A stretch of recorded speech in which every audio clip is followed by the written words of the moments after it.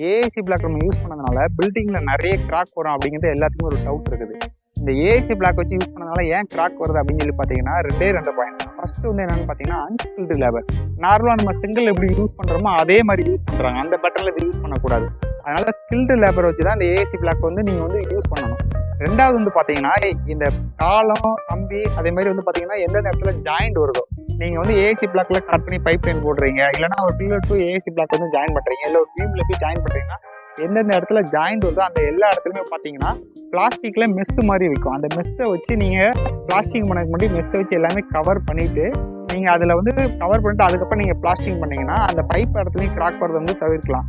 ஏன் இது கிராக் வருதுன்னா 4 இன்ச் வாலில் வந்து பார்த்தீங்கன்னா நீங்கள் வந்து பைப்பை கட் பண்ணதில் மிஷினை வச்சு கட் பண்ணாமல் உளி சுற்றி வச்சு எலக்ட்ரிஷியன் கட் பண்ணனால அந்த வால் நல்லா வைப்ரேஷன் ஆகும். ஸோ கன்ஸ்ட்ரக்ஷன் மேனேஜரில் தெரியாது. அந்த வைப்ரேஷனால கட்டி முடிச்சு ஒரு 6 மாதத்துலேயே கிராக் வரும். ஸோ நீங்கள் வந்து கட்டிங் எல்லாமே மிஷினை வச்சு போட்டுட்டு ஒரு ஸ்கில் லேபர் வச்சு நீங்கள் கன்ஸ்ட்ரக்ஷன் பண்ணீங்கன்னா இந்த ஏசி பிளாக்ல எங்கேயுமே கிராக் வராது.